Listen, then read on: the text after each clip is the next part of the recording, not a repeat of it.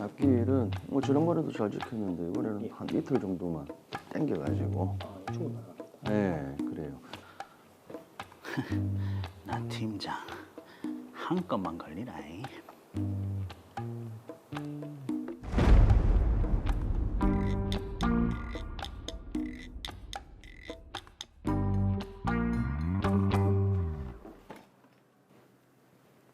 이대리 아직 출근 안 했습니까? 네, 팀장님. 연락도 없고요. 네. 참, 지각이 하루 이틀도 아니고. 이대리 오면은 기획안 가지고 내 자리로 좀 오라고 해주세요. 네.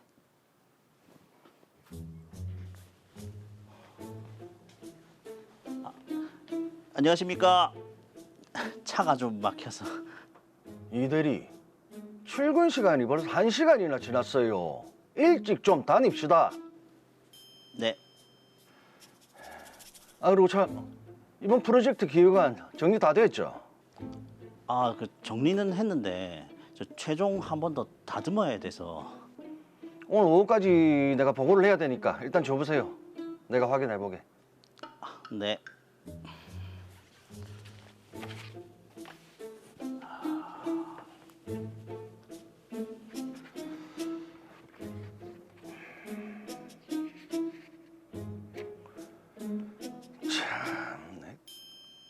아, 저번 회의 때 수정하기로 한 내용들 하나도 안 들어가 있네요. 이 제대로 정리한 거 맞아요? 아, 저 정리는 했는데 저장이 안 됐나? 아, 제가 빨리 다시 만들어서 올리겠습니다. 잘 좀 합시다. 4시 전까지 다시 정리해서 주세요. 예, 예.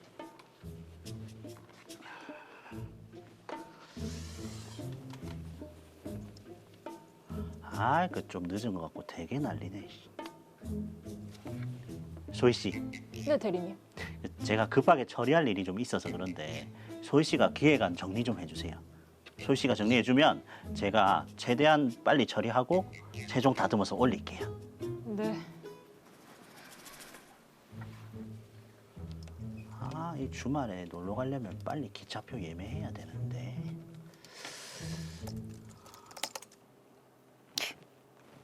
전면 통계 수치가 이게 아닌 것 같은데.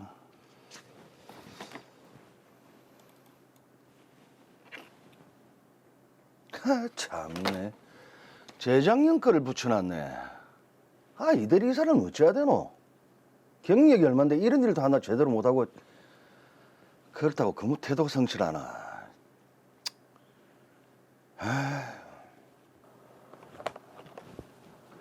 이대리는요? 아, 거래처에서 아직 안 왔는데요. 아직? 오전 잠깐 미팅 아니었나? 벌써 퇴근 시간이 다 됐는데.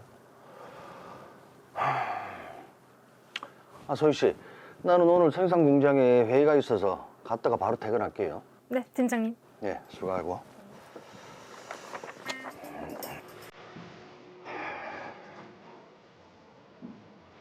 이대리 차인데.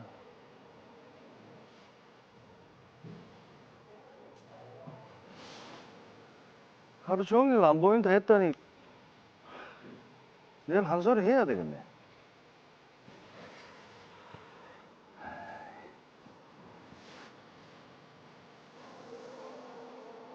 이대리, 작년 통계 수치를 넣으라고 했는데 재작년 거를 갖다 붙이면 어떡합니까? 아, 이런 거 하나하나 내가 다 확인을 해야겠어요. 아, 저 작년 건 줄 알았는데. 그리고 어제 거래처 미팅은 언제 끝났습니까? 저 이야기가 길어져서 시간이 좀 걸렸습니다. 차에서 잔 건 아니고. 아, 막 도착해서 눈 좀 붙인다는 게 그만. 이대리, 업무 시간에 업무 외의 일을 많이 하는데 그러지 맙시다. 잘 좀 합시다, 잘 좀. 예.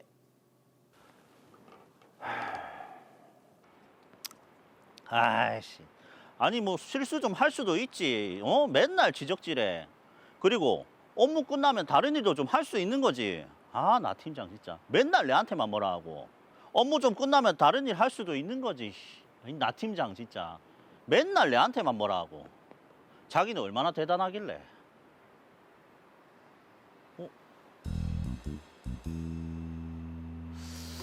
저 사람 우리 업체랑 거래 뚫으려고 난리라는 신생업체 직원인데 저 사람 요새 로비 좀 하고 다닌다는 소문이 있던데 맨날 나 팀장이랑 만나네. 뭔가 있는 것 같은데?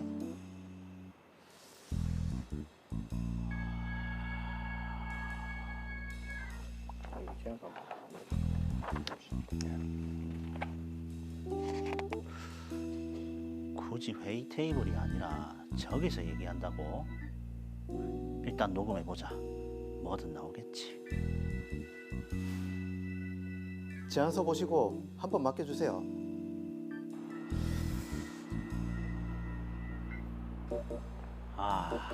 오늘은 별 내용이 없네. 건수 제대로 잡아야 나 팀장 그냥 보내버리는데. 그거 괜찮네요. 이 대리는 계속 나와 다른 업체 직원의 대화를 녹음하고 있었습니다. 이 대리님, 거기서 뭐 하세요? 팀장님 찾으세요? 이 대리 뭐합니까? 아닙니다. 저 지나가다가. 지금 폰으로 녹음했습니까? 내가 이야기하는 거. 그게 네, 공익 제보를 위해서 그랬습니다. 공익 제보요? 그 업체 로비 잘하기로 소문이 자자하던데 그 팀장님하고 너무 자주 만나더라고요. 대화 내용도 그렇고. 뭐라고요? 내가 비리라도 저질렀단 말입니까? 몰래 녹음하는 거 범죄입니다, 범죄. 범죄라니요. 저는 그냥 회사를 위해서 증거를 수집한 것뿐입니다. 진짜 어이가 없네.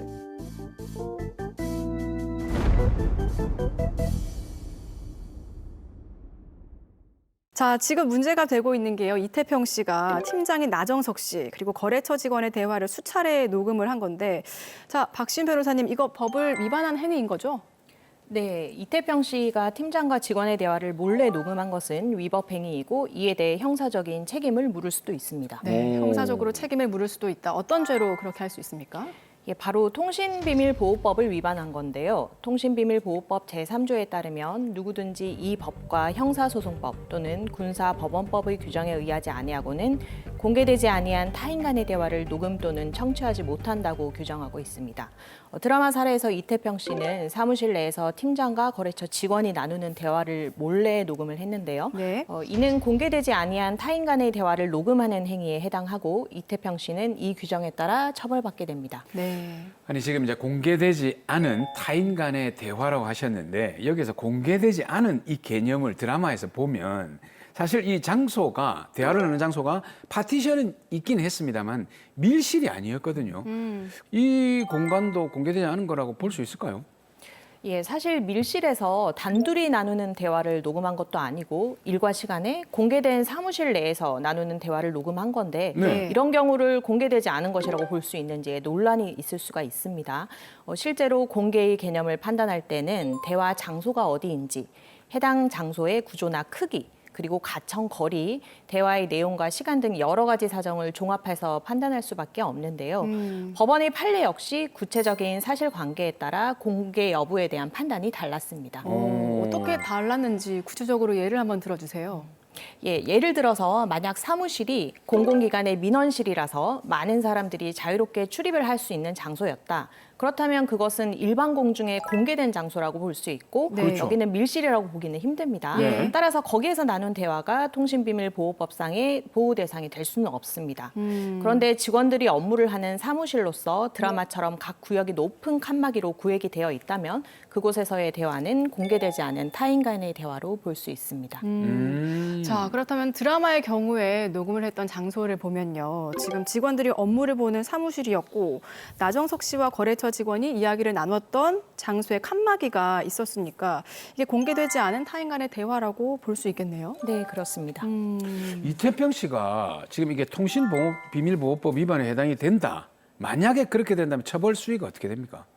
예, 통신비밀보호법 제16조 규정에 의해서 1년 이상 10년 이하의 징역과 5년 이하의 자격정지에 처해질 수 있는데요. 네. 특히 벌금형 없이 징역형으로만 규정되어 있다는 점을 주의하셔야겠습니다. 아이고, 이야. 벌금형이 아니라 징역형으로만 구성이 돼 있다고 하니까 굉장히 중한데요. 자, 그런데 이태평 씨는 이게 공익 제보를 위해서 녹음을 했다고 하거든요. 어떤 부분에서 그런가요? 예, 제가 사안에 대해 조금 더 살펴봤는데요. 네. 이태평 씨의 경우는 사실 업무 능력이나 근태에 관해 반복적으로 지적을 당하면서 팀장에 대한 악감정을 가지고 있었습니다. 별도로 당시 팀장의 비위 사실이 의심되거나 또 공익적인 필요가 있는 경우도 아니었습니다. 네. 따라서 이태평 씨의 녹음 행위 자체에 공익적 목적이 있다고 보기는 어려울 것 같습니다. 네, 그럼 만약에 몰래 엿듣는다는 의미보다 실제로 뭐 신고를 하거나 제보를 하려고 녹음을 하는 경우도 있잖아요. 그런 경우에도 처벌을 받나요? 예, 드라마 사례와는 별개로 실제로 통신비밀보호법 위반 사건을 보면 많은 피고인들이 재판에 증거로 쓰기 위해서 그랬다 또는 신고나 제보를 하기 위해서 그랬다는 등의 항변을 하는데요. 그렇죠. 대화의 참여자가 아닌 제3자가 녹음기를 몰래 설치해서 증거 수집을 시도한 경우라면 이는 명백한 위법 행위이기 때문에 통신비밀보호법 위반으로 처벌받을 수밖에 없을 것으로 보입니다. 네. 다만 내가 대화자들과 함께 착석해서 대화를 나눈 것은 아니지만 충분히 가청 거리 내에 앉아 있었고 또 그런 상태에서 그들의 대화를 녹음한 것이라면 그 대화 자체가 공개되지 아니한 타인 간의 대화는 아니다. 이런 주장을 통해 형사처벌을 면할 수 있을 것으로 보입니다.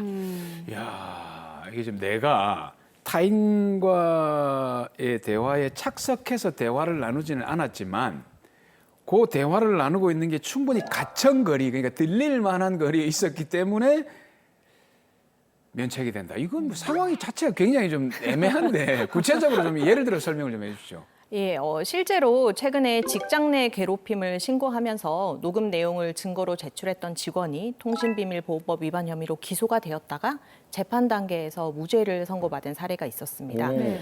예, 상사가 자신에게 습관적으로 욕설을 하고 괴롭히자 이를 신고하기를 마음먹고 그 상사가 다른 직원 2명에게 욕하는 현장을 휴대전화로 녹음해서 인사팀에 신고를 한 것인데요. 네. 그 과정에서 상사는 녹음한 직원의 행위가 통신비밀보호법을 위반한 것이다 라고 주장을 했습니다. 검사 역시 위반 혐의가 인정된다는 취지에서 기소를 했는데요. 법원에서는 실제 사무실의 구조와 크기, 그리고 설치된 파티션의 높이, 그리고 대화 현장에 있었던 다른 동료 직원들의 진술 등을 토대로 대상 발언은 공개되지 아니한 타인 간의 대화로는 볼 수 없다라고 판단했고 무죄가 선고되었습니다. 네. 자, 그럼 궁금한 게요. 지금 만약에 내가 대화에 참여를 하고 있고 상대방은 그 사실을 모를 때 이 드라마 사실에 대비해서 본다면은 거래처 직원이 나정석 씨를 몰래 녹음했다. 그러면은 이것도 통신비밀보호법에 위반에 해당이 되나요? 예, 통신비밀보호법 규정을 살펴보면 보호 대상이 공개되지 아니한 타인 간의 대화로 한정이 되어 있는데요. 그렇죠. 따라서 타인 간의 대화가 아닌 자신이 참여하고 있는 대화, 그런 대화를 녹음하는 경우에는 통신비밀보호법 위반으로는 처벌을 받지 않습니다. 다만 형사처벌은 안 되더라도 민사적인 불법 행위 책임에 기한 손해배상 책임을 발생할 수 있는데요. 실제로 대화 당사자 중 한 사람이 상대방의 동의 없이 녹음을 한 것을 음성권 침해라고 인정한 판례들이 있습니다. 자, 음성권 저희가 여러 권리를 들어봤지만 음성권은 또 생소한데 이게 뭐 초상권이랑 그런 거랑 비슷한 건가요? 네, 생소하실 것 같습니다. 음성권은 자신의 음성이 허가 없이 녹취되거나 공표되지 않을 권리를 말하는 것인데요. 실제 판례 사안을 살펴보면요. 동료와 다투던 중 자신을 향해 소리 지르는 상황을 휴대폰으로 녹음을 했고 이때 녹음을 당한 동료가 허락 없이 내 목소리를 녹음한 것은 음성권 침해에 해당한다며 손해배상 청구 소송을 제기를 했습니다. 법원은 음성권의 개념을 명시적으로 인정하면서 이는 헌법 제10조의 인격권에서 파생하는 인간의 기본권으로서 누구나 자신의 음성이 함부로 녹음되거나 재생되지 않을 권리를 가지기 때문에 음성권에 대한 부당한 침해는 불법 행위를 구성한다고 판단하였습니다. 네. 야, 지금 이 상대방이 나한테 굉장히 위협적으로 소리를 지르고 있고 나는 이제 혹시 모르니까 그걸 증거를 남기기 위해서 녹음을 한 건데 이것도 불법 행위에 의해서 손해배상 청구를 당할 수 있다. 이런 말이네요. 예, 그렇지만 또 녹음자에게 정당한 목적이나 이익이 있고 해당 녹음 행위가 필요한 범위 내에서 적절한 방법으로 이루어지는 경우에는 위법성이 조각되어 불법 행위가 되지 않는다고 보고 있습니다. 실제로 앞에 살펴본 사례에서도 상대방의 동의 없이 녹음을 한 것은 사실이지만 필요한 범위 내에서 적절한 방법으로 녹음 행위가 이루어졌기 때문에 불법 행위 손해배상 책임은 없다고 결론지었습니다. 자, 이 사건 정리해 보겠습니다. 마지막으로 이태평 씨에게 따끔한 충고 더해 주시죠. 이 휴대폰 녹음 기능을 손쉽게 이용하게 되면서 불법 녹음의 문제가 빈번하게 발생하고 있는데요. 공개되지 않은 타인 간의 대화를 몰래 녹음하는 것은 위법 행위로 1년 이상 10년 이하의 징역에 처해질 수 있습니다. 만약 타인 간의 대화가 아니라 내가 대화자로 참여하고 있는 경우에도 상대방의 동의 없이 녹음하게 되는 경우 사안에 따라 음성권 침해로 불법 행위가 인정될 수 있고 이런 경우 민사상 손해배상 책임을 부담할 수 있으니 각별히 주의하셔야겠습니다.